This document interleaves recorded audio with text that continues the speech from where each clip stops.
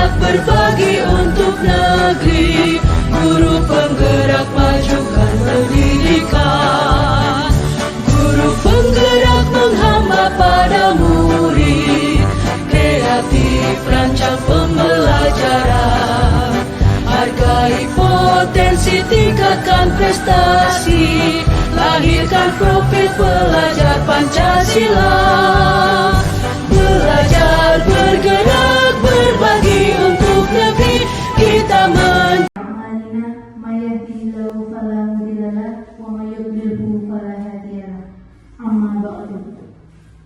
Yang terhormat Ibu Nurrofiah SPD, Kepala SD Negeri 1 Jatilawang. Yang kami banggakan Ibu Kurnia Sugianti SPD sebagai calon guru penggerak Angkatan 11 Kabupaten Banyumas, serta Bapak Ibu Guru Dewan Guru SD Negeri 1 Jatilawang yang berbahagia. Marilah kita memanjatkan rasa syukur atas karunia dan nikmat yang diberikan oleh Tuhan Yang Maha Esa, sehingga pada siang hari ini kita dapat mengikuti kegiatan diseminasi budaya positif dalam keadaan sehat walafiat.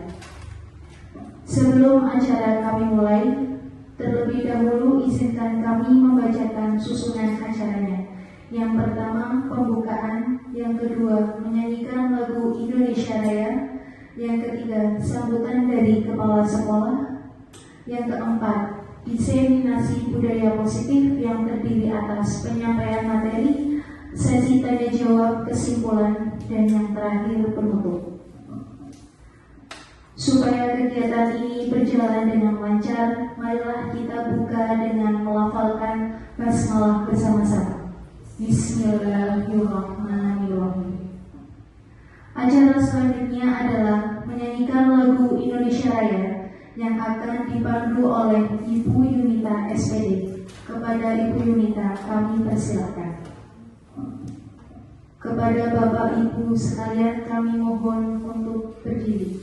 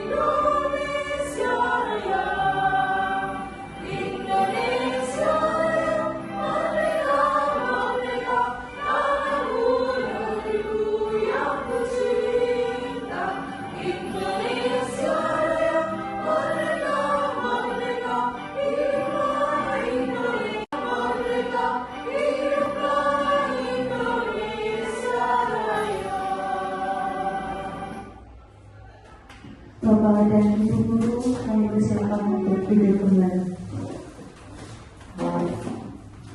Acara yang ketiga yaitu sambutan Kepala SD Negeri 1 Jatilawang kepada Ibu Nurrofiah SPD, kami persilakan.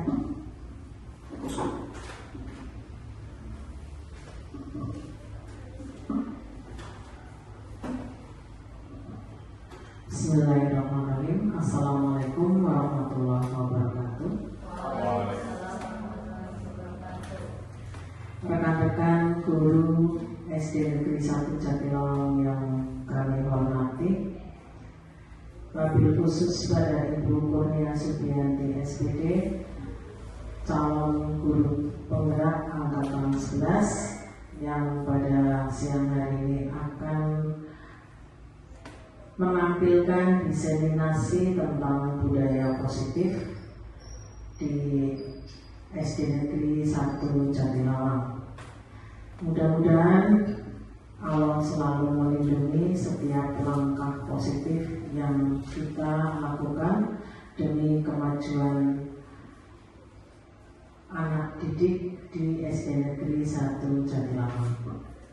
Bapak Ibu yang kami hormati, saya selaku Kepala SD Negeri 1 Jatilawang merasa bangga dan mendukung sepenuhnya kerja nyata dari Ibu Kurnia Subianti SPD dalam mengimplementasikan pendidikan guru penggerak di angkatan 11 ini, dan mudah-mudahan diseminasi hari ini berjalan dengan lancar, dan mari kita perhatikan dengan seksama, dengan cermat apa yang nanti disampaikan, dan silakan Bapak Ibu secara aktif mengikuti. Mungkin ada hal-hal yang nanti perlu dipertanyakan ataupun mungkin perlu ditanggapi. Mari kita bersama-sama mendukung sepenuhnya kegiatan diseminasi ini. Dan budaya positif memang harus selalu ditumbuh kembangkan di satuan pendidikan agar para siswa itu akan betul-betul terbentuk profil pelajar Pancasila. Silakan kami memberikan dukungan sepenuhnya kepada Ibu Nia agar selama melaksanakan atau mengikuti pelatihan guru penggerak diberi kesehatan, kelancaran, kemudahan. Assalamualaikum warahmatullahi wabarakatuh. Terima kasih kepada Bapak dan Ibu yang telah berkenan hadir. Terima kasih juga kepada guru kita selaku Kepala Sekolah Negeri 1 Jatilawang. Pada siang hari ini kita bertemu kembali untuk mengikuti kegiatan diseminasi budaya positif oleh saya, calon guru penggerak angkatan 11. Bisa kita nanti lihat apa sebenarnya itu budaya positif. Bisa dilanjut, Bang. Lanjut. Oke. Namun sebelum kita mengetahui lebih dalam apa itu budaya positif, ada apa saja di dalamnya, karena dari tadi pagi sampai siang hari ini mungkin tadi baru ada yang selesai melatih lomba, capek, penat dan sebagainya. Kita luangkan waktu 30 detik untuk tersenyum, tapi saya minta berdiri dulu, kemudian saling berpasangan berhadapan-hadapan. Ya, silakan. Nanti ditanyakan ya sebentar.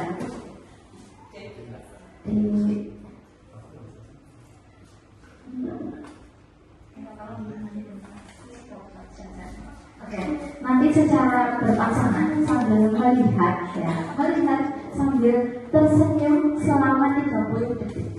Sudah ya, Bruno? 1, 2, mulai. Ya. Silakan pandang sambil pandang, dari tersenyum jadi tertawa, dari pandang. Oke, dari pekerjaan yang penat tadi pagi lelah ya, dengan memandang temannya jadi tersenyum. Ya, cukup Bruno? Oke, terima kasih, kembali duduk.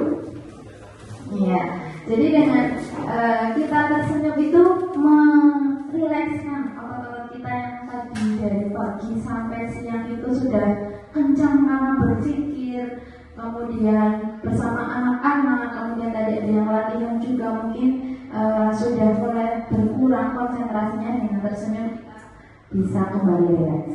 Nah, seperti biasa yang biasa kita lakukan di dalam kelas, sebelum kita melakukan kegiatan di dalam kelas, kita pasti membuat kesepakatan di Bapak dan Ibu. Nah, sama dengan sebelum kita melakukan diseminasi, kita buat kesepakatan forum dulu. Kira-kira apa saja kesepakatan yang akan kita buat? Monggo dari Bapak dan Ibu. Pak Puji mungkin?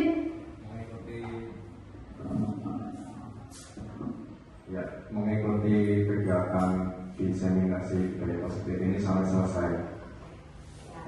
Mengikuti budaya diskriminasi sampai selesai, setuju atau benar? Kemudian coba lagi Bu Warsi, mungkin kesepakatan apa dari Bu Warsi untuk kegiatan hari ini? Boleh sambil makan dan minum memang sudah saya sediakan ya, nanti kali ya. Tidak saja cukup ya. Tadi mengikuti sampai selesai, kemudian boleh sambil makan dan minum, kemudian konsentrasi. Kita lanjut dulu.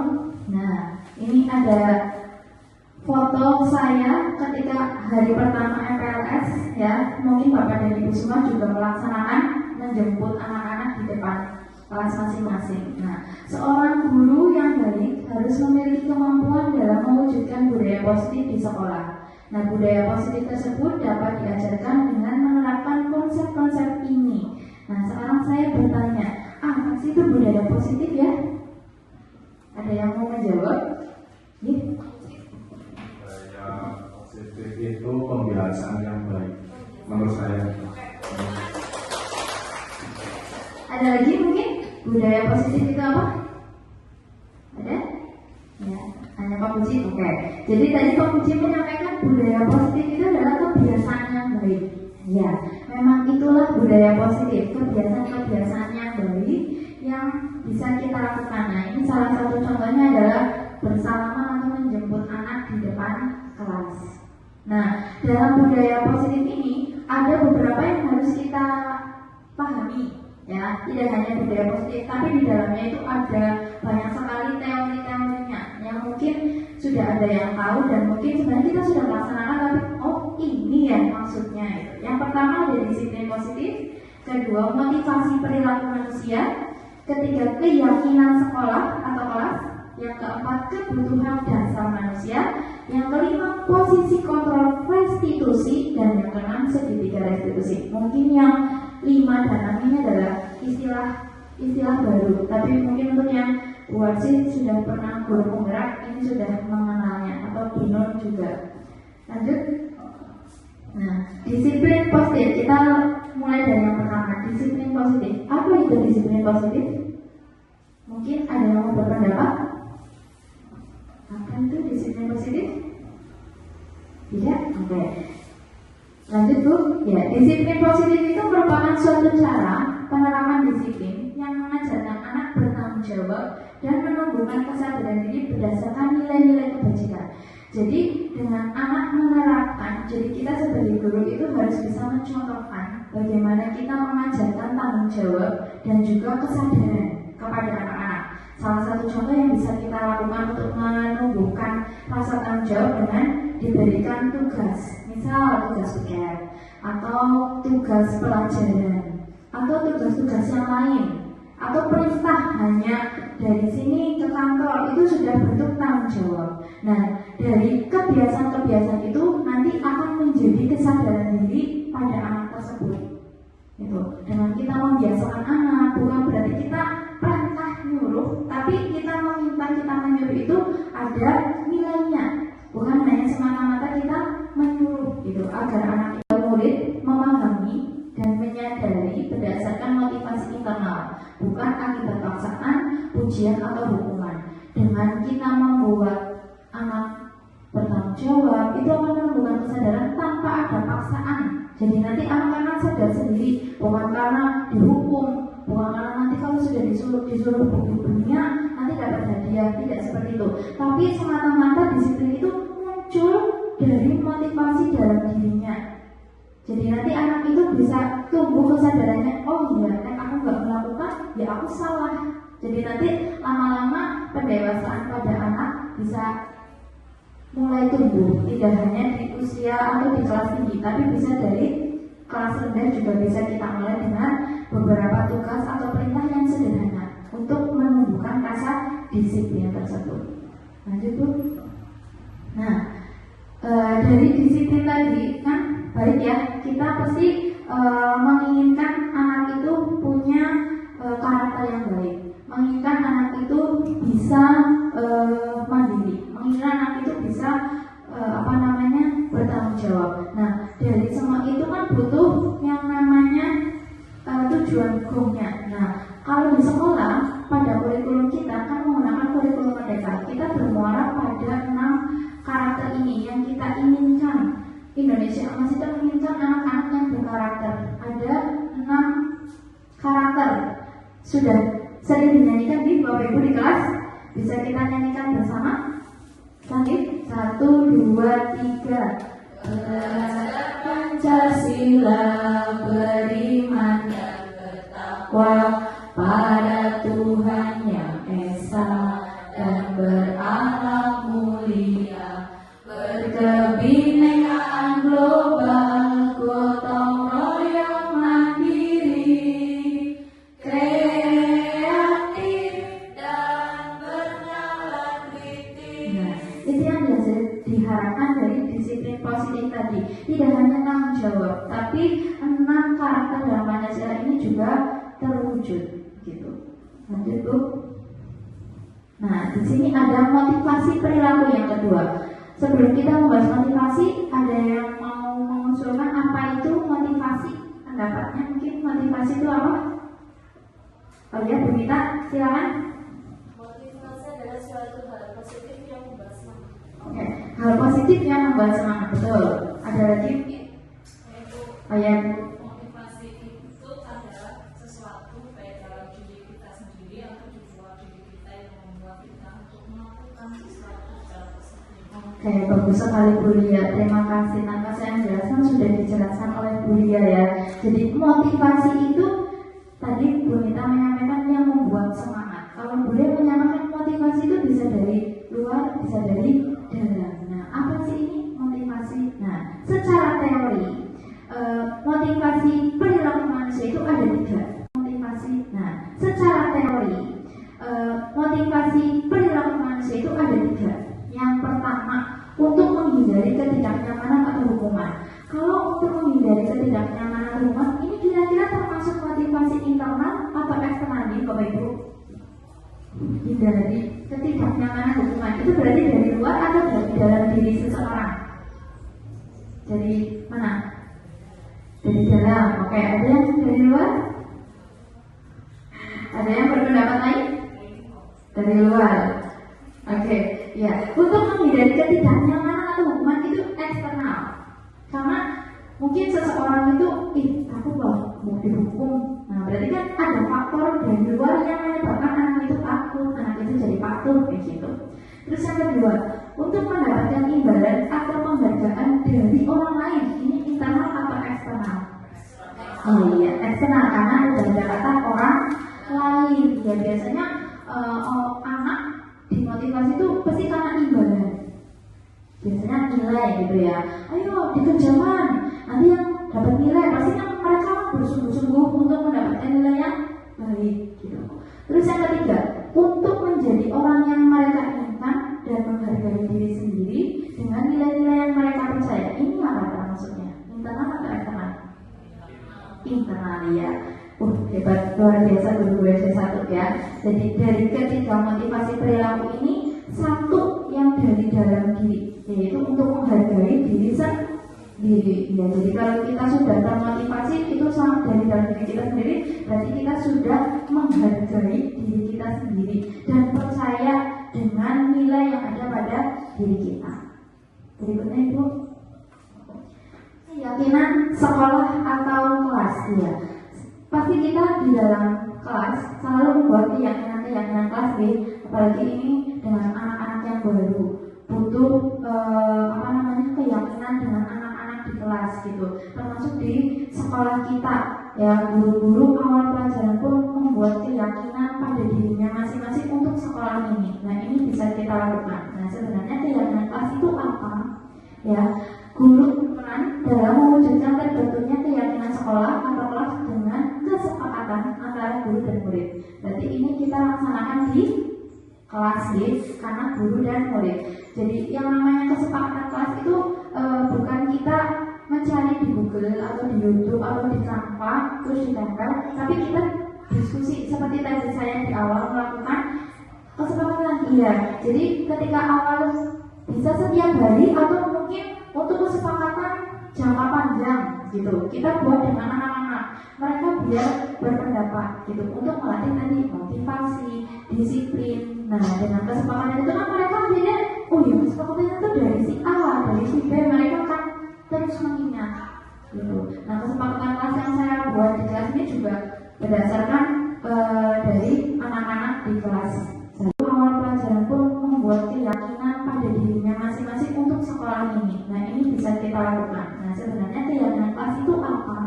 Ya, guru berperan dalam mewujudkan terbentuknya keyakinan sekolah atau kelas dengan kesepakatan antara guru dan murid.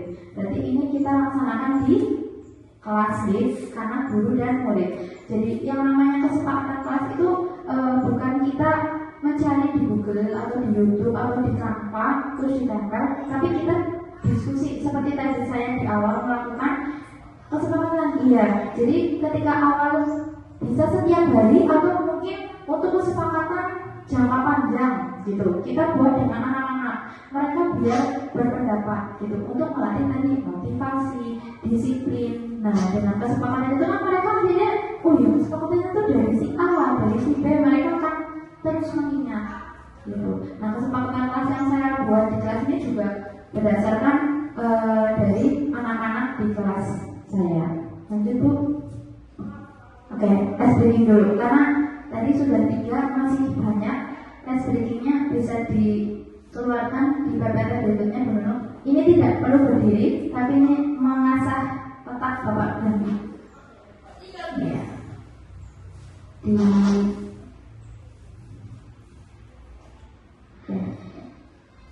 Duduk saja mengamati gambar, ya. Look at the picture and guess the word. Jadi lihat gambarnya. Ini gambar. Ini kan bahasa Inggris sih. Bonita nanti bisa dibantu. Ini ada 2 gambar. Kalau digabung menjadi satu kata yang ada artinya. Kira-kira apa ya? Rice bowl. Oh iya tuh. Rice bowl. Tapi ini hujan. Rainbow. Coba Bu diklik lagi. Oh iya betul. Dari rain dan bow. Pelangi ya. Lanjut Bu. Lagi ya. Apa coba?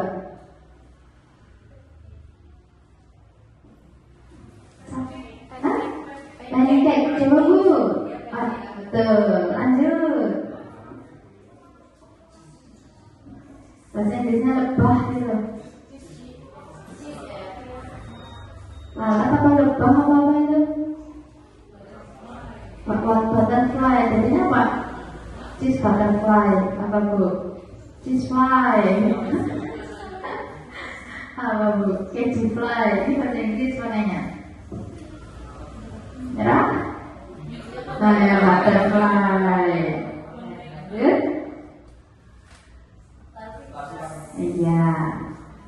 Bintang laut. Apa ini? Bola. Keranjang itu apa ya? Bahasa Inggrisnya? Iya. Betul? Oh iya betul. Google bahasa Inggris. Betul. Lanjut.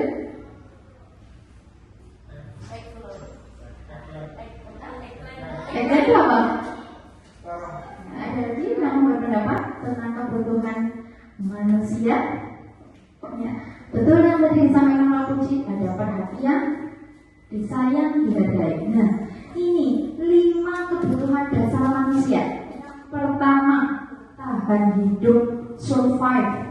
Ya, semua manusia pasti ingin bertahan dalam lingkungannya, dalam tempat tinggalnya, dimanapun dia berada pasti dia ingin mempertahankan hidupnya. Ya, ya sudah sakit pun dia tetap harus bertahan. Yang kedua, kasih sayang dan rasa diterima. Nah, tadi berarti perhatian dan sayang itu masuk dalam sini Pak Puji, ya. Berarti jangan membutuhkan ini, ya. Dasar berarti yang benar-benar manusia ini, karena membutuhkan kasih sayang. Ya. Yang ketiga, penguasaan. Ya, setiap manusia pasti butuh penguasaan. Kita di rumah pun menjadi penguasa nih untuk anaknya, untuk suaminya. Oh tidak, ya untuk anaknya atau di kelas, ya di kelas menjadi penguasa dari anak-anak gitu. Terus kebebasan, nah, manusia itu butuh bebas. Semakin ditekan, semakin dipaksa kadang tidak mau ya, iya akan begot gitu. Terus kesenangan. Nah ini kalau sudah mulai penat kayak tadi seharian dari pagi sampai siang bekerja suntuk, nah dengan tersenyum jadinya senang gitu. Itu 5 kebutuhan dasar manusia. Lanjut. Nah ini ada kasus Bapak dan Ibu, kita baca bersama-sama. Mungkin nanti kasus ini pernah atau nantinya akan mengalami. Ibu Susi, guru wali kelas 5, sedang bingung menghadapi ulah salah satu muridnya di kelas, yaitu Tommy. Gurunya Susi, muridnya Tommy. Beberapa siswa mengeluhkan Tommy yang sering kali meminta bekal makan siang mereka dengan paksa. Jika Anda menghadapi situasi seperti Ibu Susi, apa yang akan Anda lakukan? Menurut Anda, kira-kira apa alasan Tommy melakukan hal itu? Kira-kira apa nih Ibu? Bapak? Tommy itu selalu minta bekal dan memaksa temannya. Pernah mengalami tidak di kelas? Pasti pernah ya. Ya mungkin tidak di tahun-tahun sebelumnya. Nah, kira-kira apa yang Anda lakukan kalau misalkan ada kasus seperti ini? Bu Lia, mungkin apa Bu Lia? Kalau saya yang jelas mendengarkan keluhan anak dulu ya. Ya. Apa aja apa. Setelah itu ya proses tanya kepada Tommy, kenapa? Alasannya? Dan yang saya sebenarnya tidak bisa menghakimi Tommy. Kita tidak tahu kenapa itu dilakukan. Jadi harus pelan-pelan. Kadang kalau anak langsung ditanya, kamu ini ya, itu pasti marah.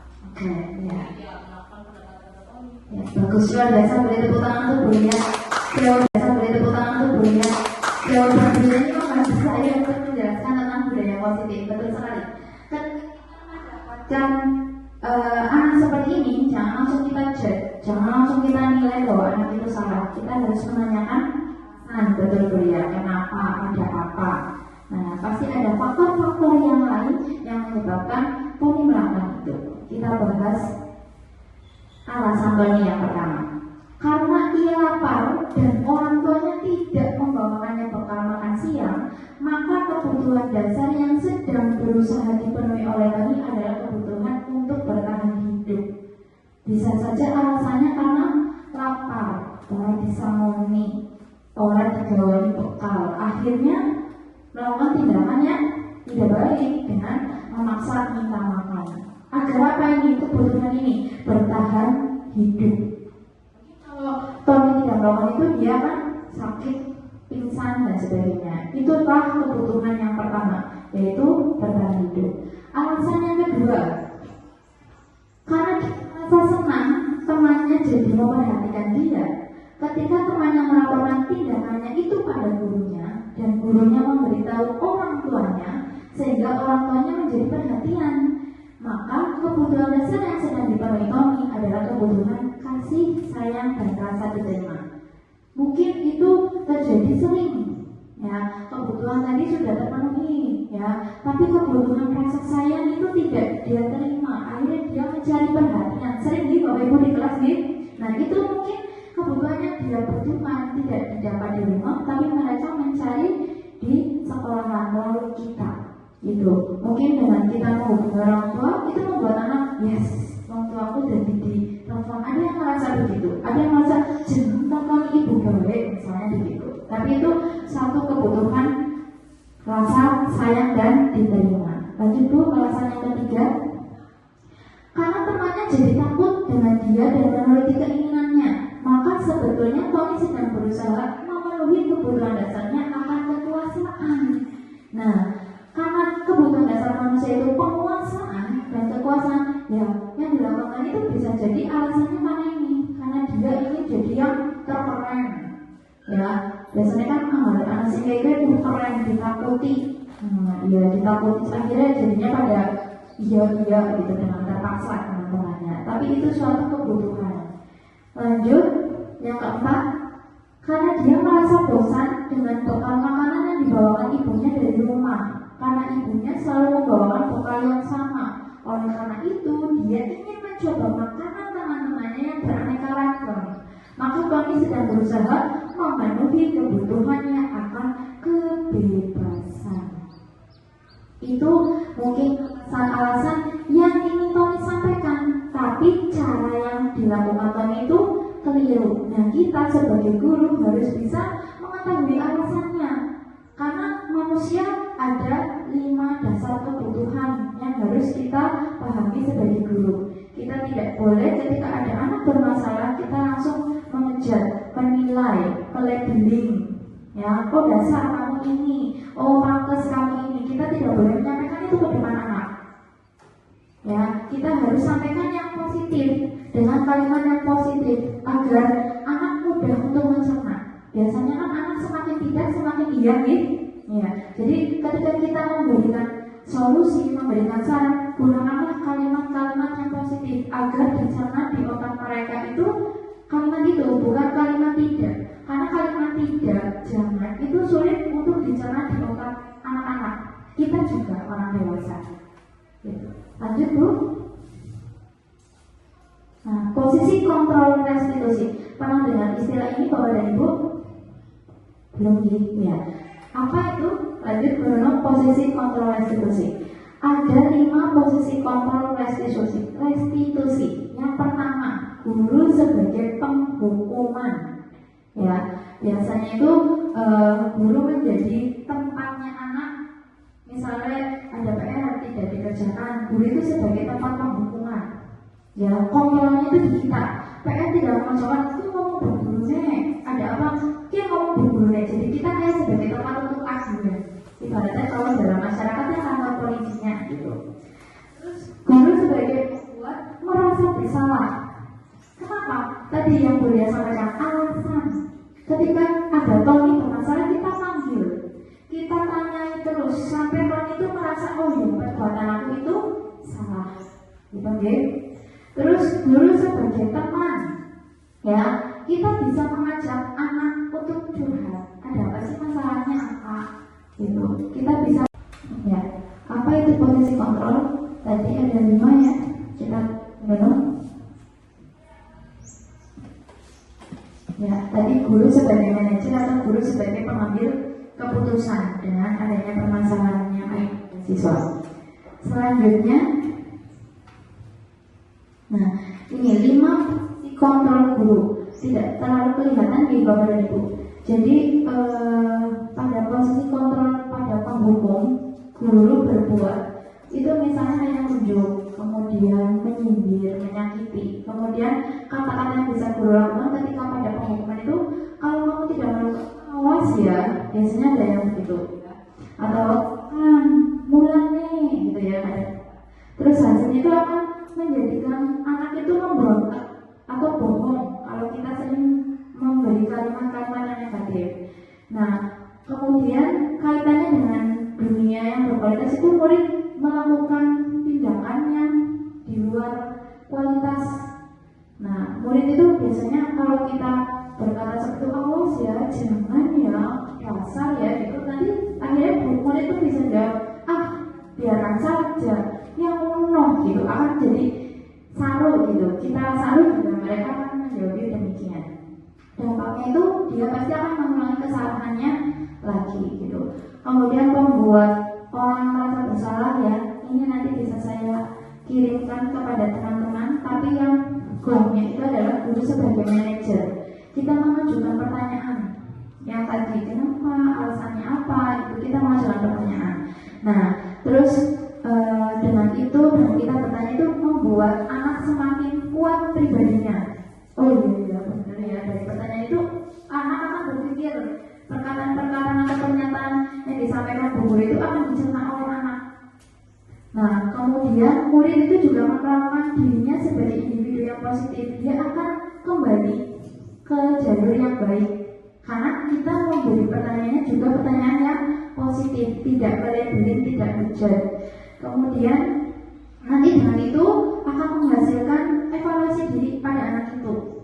Akhirnya dia tidak akan mengulangi lagi karena kalimat yang kita sampaikan adalah kalimat yang baik, yang positif gitu, yang membangun anak untuk menjadi lebih baik. Lanjut Bu.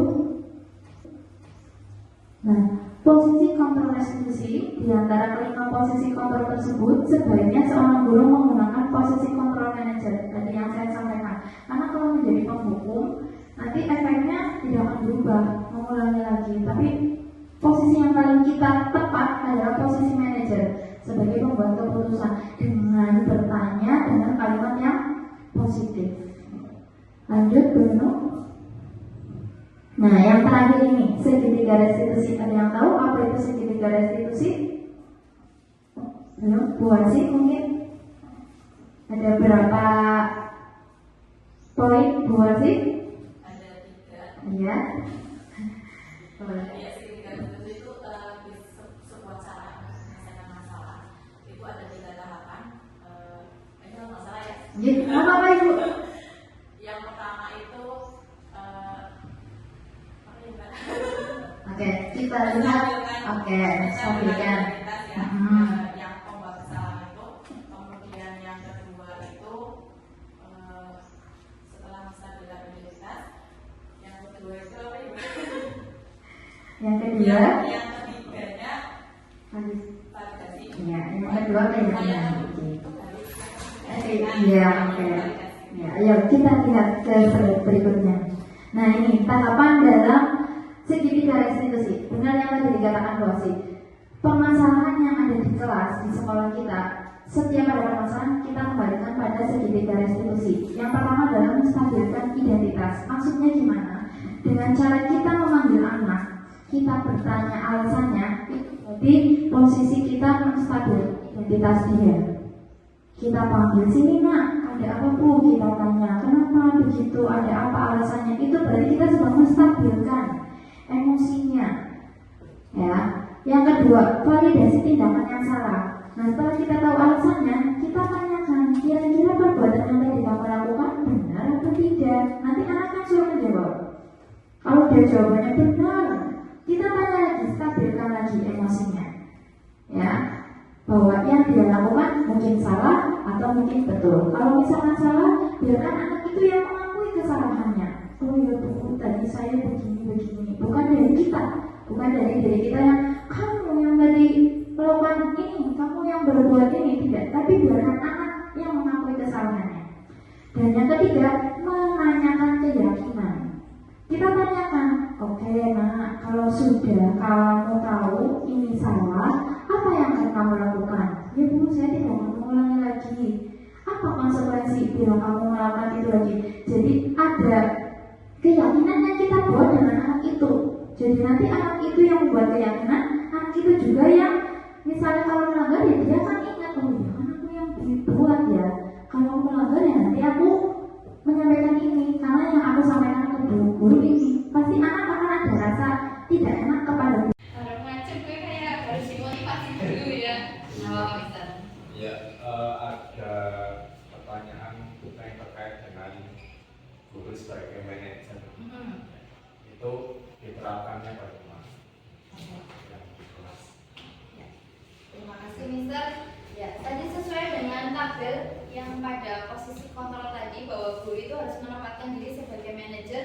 Dengan manajer itu guru bisa menanyakan dengan kalimat yang positif yang tadi agar siswa tidak mengulangi. Ketika guru memberi pertanyaan atau penilaian atau pernyataan yang negatif, siswa cenderung akan mengulangi lagi. Tapi kalau kita memberikan pertanyaan positif, kita mencarikan solusi bersama, bukan mencari masalahnya saja, nanti guru itu posisi manajernya di situ. Anak itu tidak akan mengulanginya lagi karena anak tersebut mendengar kalimat-kalimat positif. Karena kalimat negatif tidak jangan itu sulit dicerna dalam otak manusia. Terima kasih. Berikutnya ada lagi atau cukup? Ya cukup. Oke. Terima kasih kepada Bapak dan Ibu semua atas waktu yang sudah diberikan untuk kegiatan hari ini. Mohon maaf bila banyak kesalahan ketika saya menyampaikan.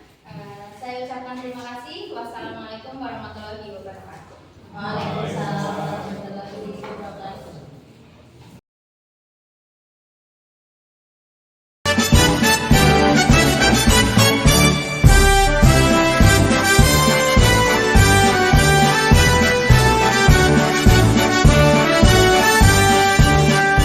Bulatkan tekad